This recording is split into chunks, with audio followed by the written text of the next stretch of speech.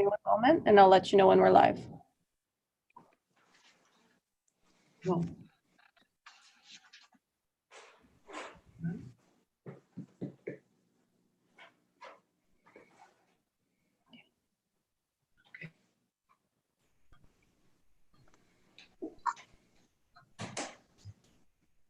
We are now live. Okay. So we are about to start the Public Field Police Services Board meeting, September 25th, 2020. Good morning and welcome to our virtual board meeting. As we continue to hold virtual meetings, there are a few housekeeping items to keep in mind. We are streaming the public portion of this meeting live on our YouTube channel. If we happen to experience any technical difficulties with the live stream, please be advised that this meeting is being recorded and will be posted on the YouTube. To those who are in attendance, your microphone has been muted, and I ask that you put your hand up if you would like to speak, and we will retain a list of speaking requests as we go. Once you are called upon to speak, please unmute yourself and proceed. We ask that you please always keep your microphone muted unless you are speaking. As it relates to voting, please raise a hand to indicate your vote when a vote is called. Should you be disconnected from the video call, please rejoin using the link previously provided.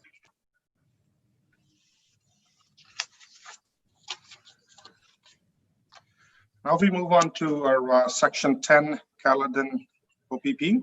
We will begin today with the Section 10 Caledon OPP meeting.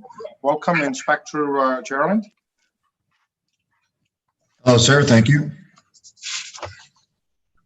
We will now refer to. Sorry, go ahead. We will now refer to OPP Caledon agenda. Roll call. All member present. Yes. Is there any conflict? Are there any declaration of conflict? Seeing none. The first item will be the approval of the minutes from the meeting held Friday, June 26, 2020. Can I have a mover for the minutes on June 26, 2020? By Mr. Atia, seconded by Mayor Brown. All in favor? Carried unanimously. The second item is Caledon OPP second quarter report. Do any member have any question for Inspector Grant?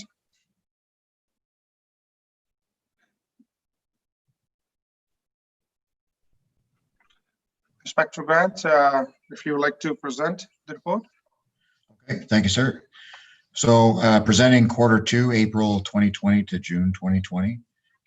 Page one, public complaints. We did not have any public complaints during this period. Motor vehicle collisions. We're significantly down in fatal personal injury and property damage collisions. This time period was during the COVID-19 startup or phase one, which equaled much less traffic on our roadways, and that's why I contribute the amount of crashes significantly lower during this time period.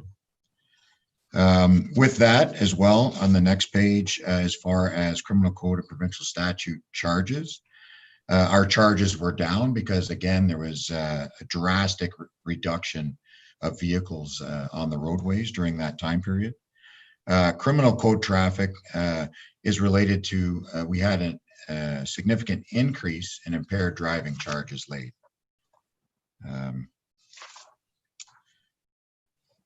Violent crime, the one thing that you can notice there is our sexual assaults are significantly down from this time last year. Each of the other categories are very similar. Property crime, very similar. In some cases, theft unders are significantly down. Drug crime, our possessions of basically our street crime was on a significant proactive approach towards drug dealers and traffickers, and that's why our numbers are up slightly. And our clearance rates for violent crime and drug crime have increased. Property crime has a slight decrease, but overall our clearance rates are up slightly. Are there any specific questions that anyone would like to ask in relation to the report?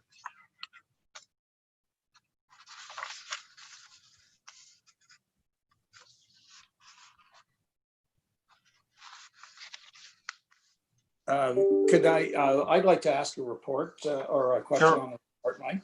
Is that, Mr. Chairman, is that all right? Yes, please go ahead.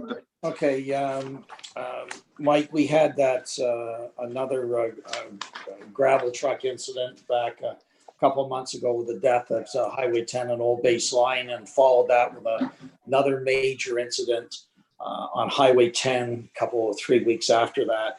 For all of us who live in Caledon, the speed of which many of these trucks are traveling up and down the highways and the number of incidents with them is appalling. I lived here for 30 years and the number of deaths is just crazy. And the way they're driving, and it's every day. Is there any plan that you have to see what can be done to slow these guys down and save some lives, particularly blowing through red lights and killing people? So is there any plan in place to target these guys? Yes, we have our traffic unit, our dedicated traffic unit that is targeting commercial motor vehicles. And over and above that, in our traffic unit, we have commercial motor vehicle inspectors. And on the 30th of September and the 1st of October, we have 2 days dedicated for an actual commercial motor vehicle blitz, where we'll be targeting specifically all commercial motor vehicles traveling through Caledon. And we'll be doing inspections on the vehicles and we do this usually biannually, but we're going to increase that because we have noticed an increase in particularly gravel trucks that are traveling through Caledon. So we are going to have a focused enforcement on these trucks, and which will go through their licensing, the mechanics, everything about the trucks. Okay, and will you be doing the inspections in harmony with MTO on the mechanical fitness of these vehicles? We can do them on our own, but for this particular blitz, we have invited our partners, both MTO, Peel, York, Waterloo. There's several agencies that actually send their commercial motor vehicle officers to assist us, and then we do a reciprocal for them when they have their commercial motor vehicle blitzes as well in their areas. That okay, well, increases I know that Sharon, what Sharon's thoughts are on this, because it was her neighbor who was killed at 10 and Old Base Line, and I've watched it over the years, and the speed at which these people travel is unbelievable. I mean, we've got to slow them down. So thank you for that. Thank you for the report, Inspector. Thank you, sir. Any other member have any question or comment? Seeing, hearing none. May I have a mover to report this, to receive this report, please, by Mr. Boughton, seconded by, may I have a seconder for this report, please? Seconded by Mayor Brown. All in favor? Carried. That concludes the Section 10 Caledon OPP agenda. Thank you, Inspector Guerra, for taking the time to attend. Thank you. Now we move on to the public board agenda. We'll begin with the Peel Police Services Board meeting of September 25th, 2020. Roll call, all members present. Are there any declaration of conflict of interest? Seeing none, we will continue with the meeting. The first item will be the approval of the minutes of the meeting held on Friday, August 21st, 2020. May I have a mover? By Mr. Atia, seconded by Mr. Yanika. All in favor? Carried, approved. Board member question / announcements. Now we move on to any board member has any question or announcement or anything to make. Mr. Howell? I would just like to comment in general, the great concern that everybody has regarding mental health calls and SIU investigations, and the board's infinitely aware of these concerns, and we will be having an extensive meeting with the chief next week to discuss this. The Mayor Brown and Mayor Crombie are introducing a bill today that they would like to discuss at our next meeting. We didn't have enough time to discuss it at this meeting because it was introduced less than 48 hours ago. But I just want to tell the public we are looking into it. We are very concerned about it. And we will be having extensive and exhaustive conversations next week about it. And I hope that that will be enough to discuss on the subject today. Thank you. Thank you, Mr. Howell. We have Mayor Crombie and then we have Mayor Brown.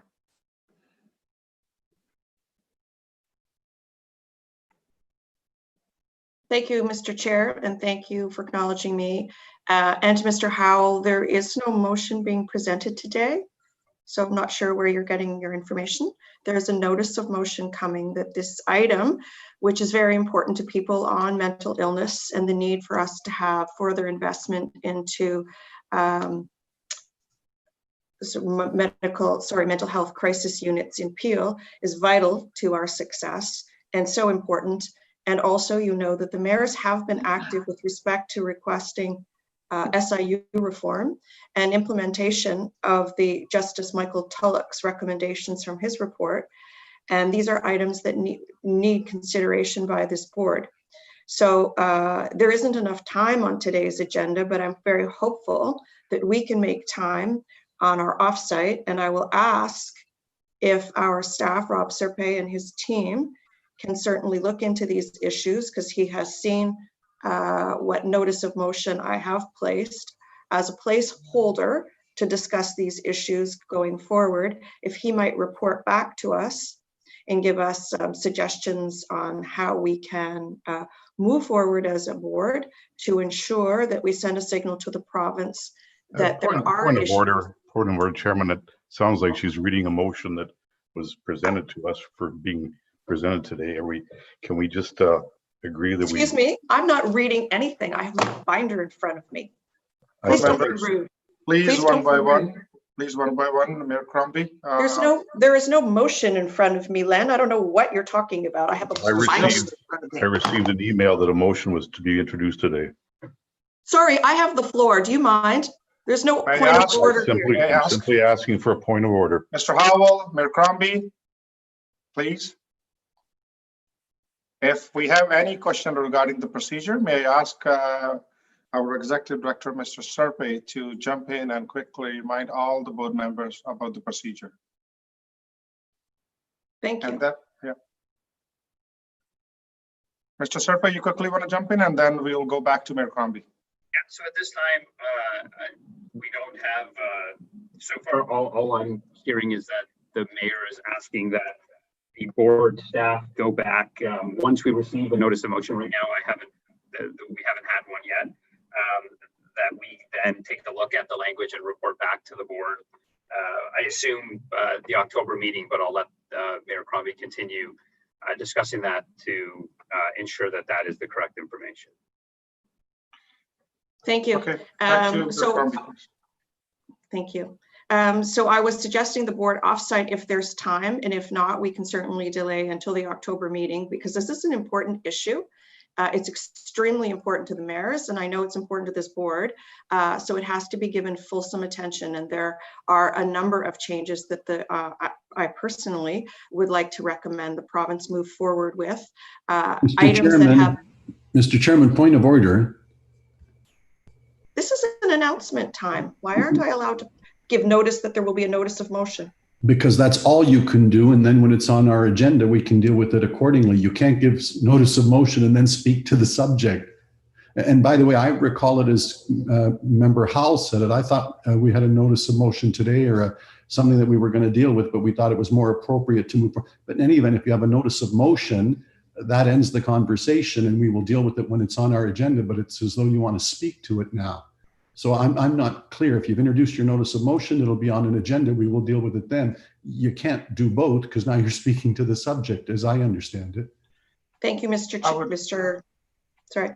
I guess my question is to the board, do you prefer to discuss this at the offsite or at the next meeting? Where will there be enough time to do so? Maybe I can ask Rob how much time he needs to report back and allocate sufficient time. Mr. Thank you, Secretary? Mayor. Yeah, thank you, Mayor. I will circle back with the chief and his team regarding our offsite agenda and determine whether the appropriate place to have the discussion is at the offsite next week or whether we do the background work in advance of the board meeting. And I will report. Not quite. Thank you. Not quite sure why the board is so prickly today, but the intention is a positive one. Thank you. Thank you, Mayor Crombie. If anybody else would like to comment, I would like to go to Mayor Brown as he raised his hand as well.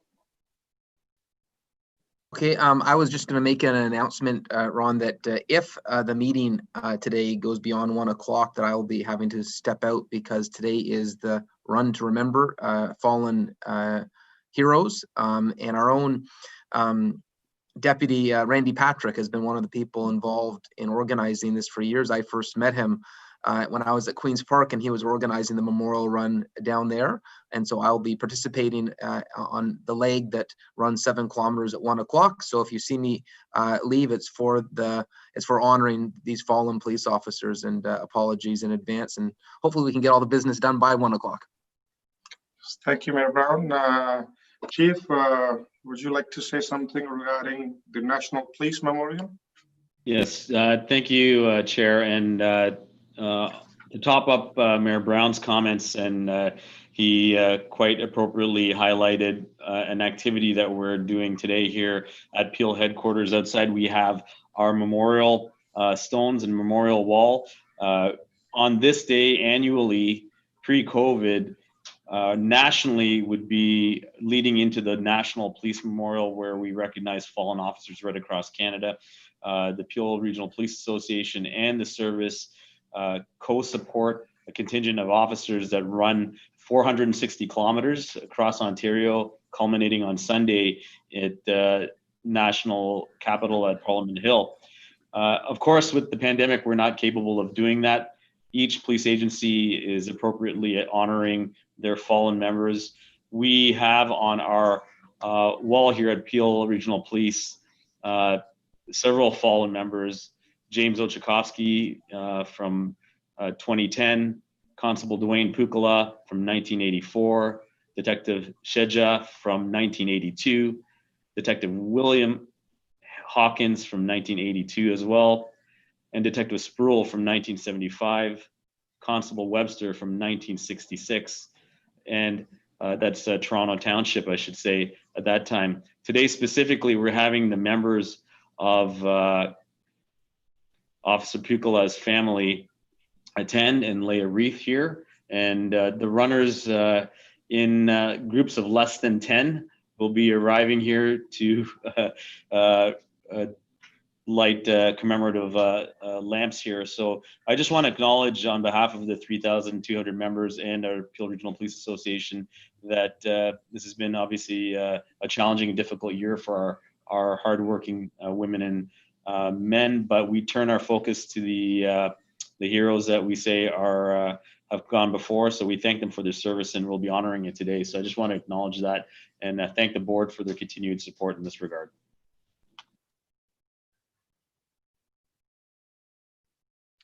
Thank you, Chief. Any other board member who has any question or announcement to make? Seeing, hearing none. Now we move on to the deputations. We have one deputation including in our agenda, and it's also posted online from Mr. Jyotinder Sodhi and the members of the Homeowners Welfare Association and concerned residents of Brampton. So, board members, is there any comments or regarding this deputation? Yes, Mayor Brown.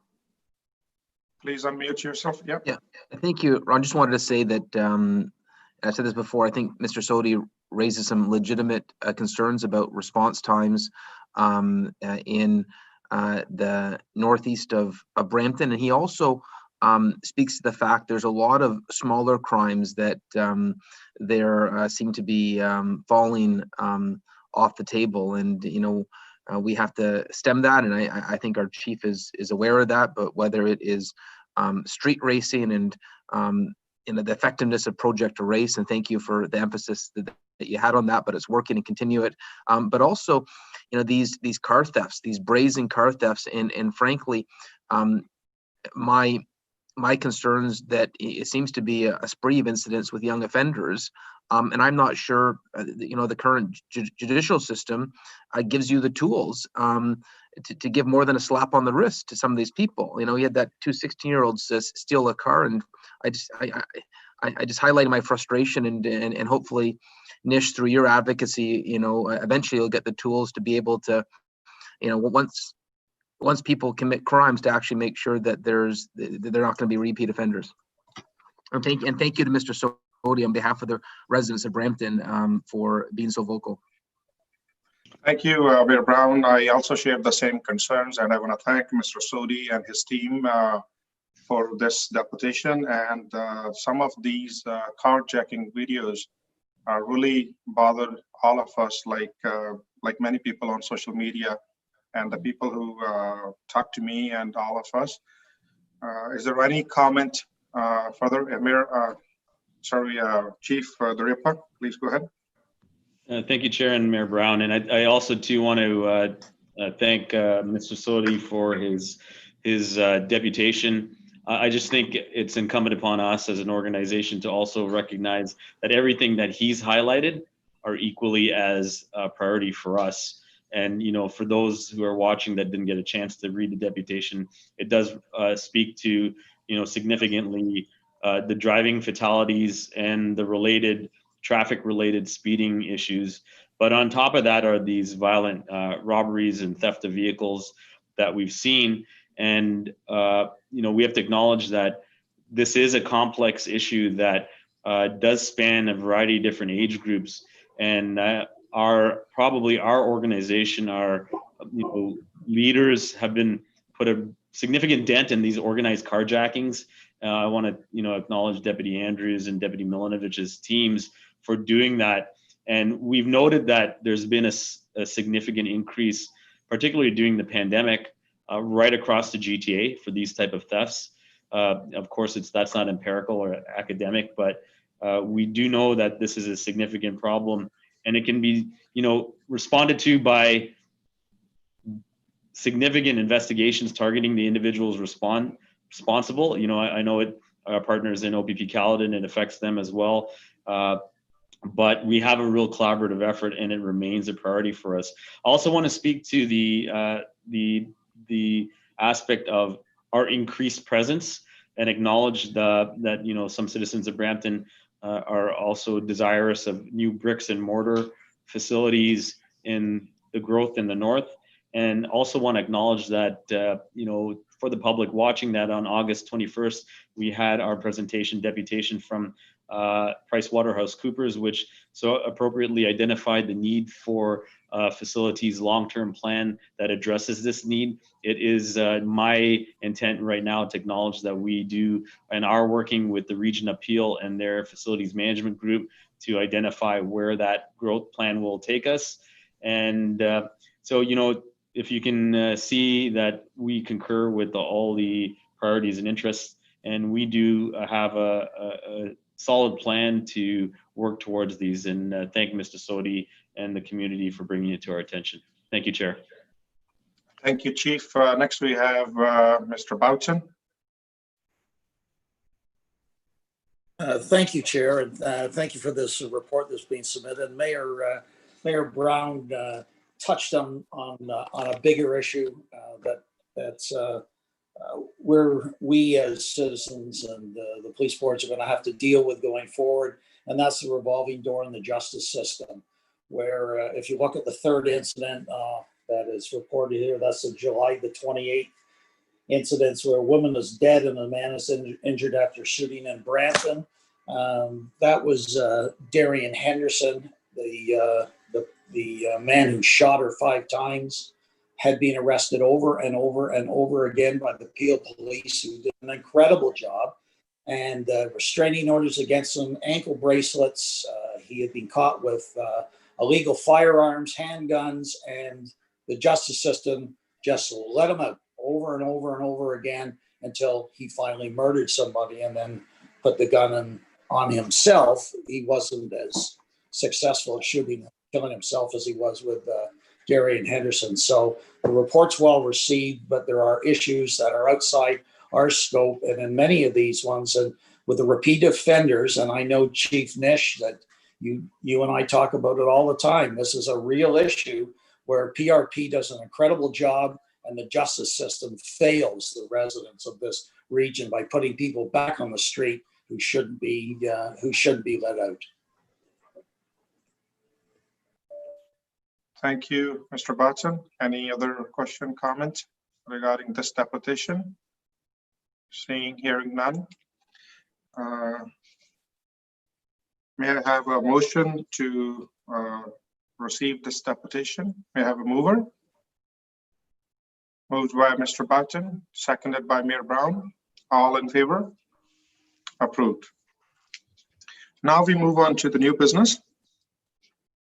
Item number 3, 2020 Current Capital and Reserve Budget Triannual Financial Report, second triennial. Chief, would you or someone from your team would like to speak on this item?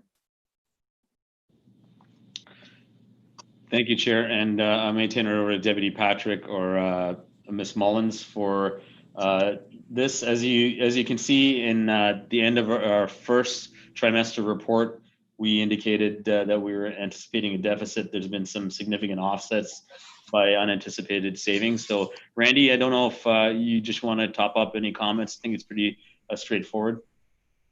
Yeah, you're right, Chief. It is fairly straightforward. Back in June, we did present a report anticipating a $2 million deficit at year end. That was on, the best facts we had at the time.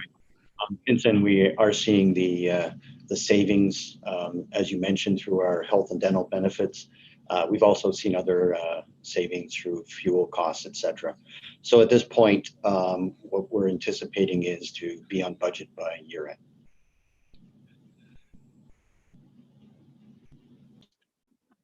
Mayor Crombie?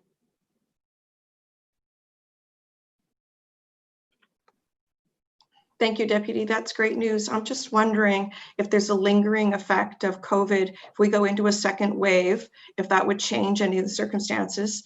And certainly if there's an echo effect next year in 2021, will there be an echo effect? I know the city and the region are facing lingering effects of COVID. So we seem to have, the effects have turned positive for us as a result of unexpected savings, but do you anticipate the same going forward? There's always that potential, Madam Mayor. We have topped up our supplies of PPE. We've increased our cleaning protocols, et cetera. All of that is planned for to year end. A big spike in the COVID numbers and the potential of another shutdown within the province may increase those costs, but at this point I don't see it being overly significant. As far as 2021 goes, we haven't built anything really into the budget at this point. We normally are purchasing PPE, disinfectants and everything else for our facilities, but we haven't built anything into next year's budget at this point. Please. Okay, thank you. Those are all my questions. I know at the city level, we do see some costs that will reoccur and revenues that won't come back fully on our side. So, don't know what the effect on the overall budget will be next year, but something to think about. It will be a tough year. Thanks. Next, we have Mayor Brown to speak. Thank you, Chair. One thing I wanted to mention to Chief Nish, and I hope you're keeping close tabs on expenses related to COVID, because I know we'll be doing some advocacy to make sure there's a recuperation of such costs. And so let me give you an example. The 14-day federal quarantine mandate, you're having your officers go out. And I explained to the federal health minister, Patty Haydu, I said, right now, we don't have enough officers to get to every incident that there is in Peel region. There are crimes that we can't attend to because of the resources that we have. And so if we're taking officers off domestic violence or off guns and gangs to enforce a federal mandate, I expect that there'll be a financial reconciliation. We're doing the work that they announced. They announced a mandate and you're doing it. And so I want to know every penny that is associated with that so we can do some advocacy and say we expect for those costs to be paid back to municipalities. I know there's a lot of municipal leaders who feel the same way. And so I guess my question is, the sooner the better that we can have an estimate of what those costs are so that we can push for that reconciliation. And do you have any idea? And I know Sean McKenna has spoken about it in terms of the work that you're doing in Peel, but do you have an idea of what the dollar figure is going to be on an annual basis if we're going to continue to enforce this until March? Thank you, Your Worship. And absolutely, we agree that, we would have never seen in law enforcement that our shift in function has now been to support public health in such a great manner. Of course, that is a role for community safety for us. But, our efforts to not only assist with the Recovery Act, but the Federal Quarantine Act are quite significant from the onset of the pandemic. We know that we have conducted 500 Quarantine Act checks. So if you can, think about the resource and hours spent behind that in order to achieve that. We've been maintaining metrics on hours, time spent, human resources, as well as the hard costs. And I don't think we're at the moment, at this exact moment, to provide you a dollar figure. Randy and Sean can probably speak to that, but we will be prepared should there be a time for us to report on the impact that's, and you appropriately have spoke to it, is that it is a displacement of our activities from traditional response items, as you know, and we've quite appropriately acknowledged that some people do have to wait for our response for non-priority calls. This is an additional function that is amidst that, which is important, and we do support our public health agenda for here in the region, but it does have an impact on us. So Randy and Sean, can you just speak briefly at a very high level?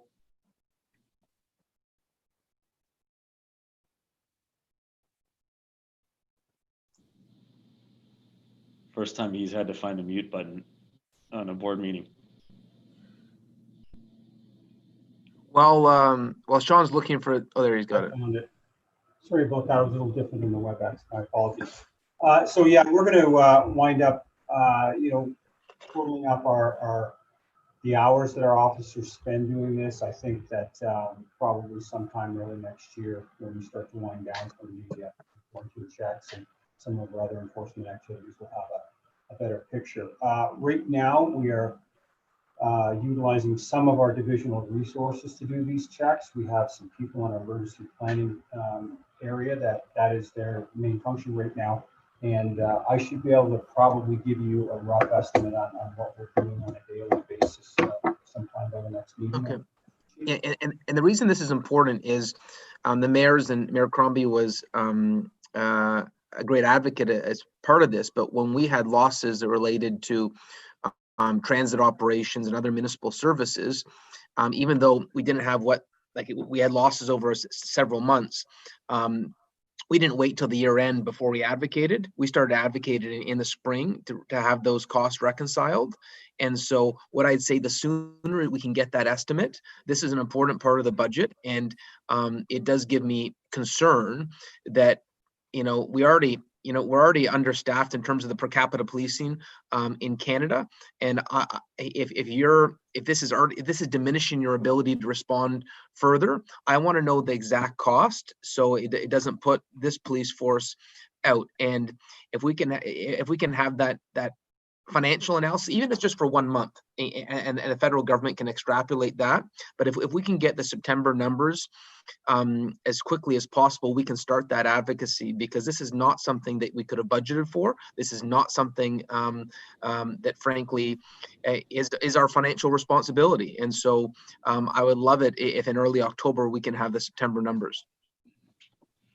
Thank you, Your Worship. And I think I'll just speak on behalf of my team. We can certainly, we've been prepared for this, so we can pull together numbers probably pandemic to date in short order. I'll just take that offline and bring that back to the board through the chair as soon as possible. Thank you. Thank you. Any further question, comment? Hearing none. May I have a mover to approve the recommendations? By Mayor Crombie, seconded by, may I have a seconder by Mr. Boucher? All in favor? This is approved. The next report is item number 7 on our agenda, Information Technology Professional Service Document 2018-325P. Chief, would you or someone from your team like to speak on this item? I believe the tallest member of CMG will speak on this. I think the tallest member would like to, but he's the shortest on Zoom. Thank you, and I can speak to this. This item was put forward in relation to upcoming and planned and budgeted IT and IT infrastructure projects that are being implemented currently and will be implemented before the calendar year and through the first part, in fact, through all of next year. And so really there's no budget impact. The money has been already allocated in certain IT capital funded projects. It's a request to increase the purchasing amount with Buchanan for the professional services to augment our IT staff. And just to refresh the memory of the board members, some of the critical projects currently being undertaken that will require are the real-time operations center, the body-worn camera, digital evidence management project, our data analytics unit suite that will require significant resources, and mobile device rollout. Thank you. I'm happy to take questions. Sorry. Thank you, Deputy Oduardi. May I have any member comment or question or concern regarding this? Anybody? Hearing none. Can I have a mover to approve the recommendation? By Mr. Howell. Do we have seconder for this? Seconded by Mr. Boughton. All in favor? Okay, this is approved. Thank you so much. Welcome. So this concludes the public portion of the Peel Police Services Board meeting. We will adjourn for 5 minutes, then move in camera through the Zoom conferencing. Thank you, everyone.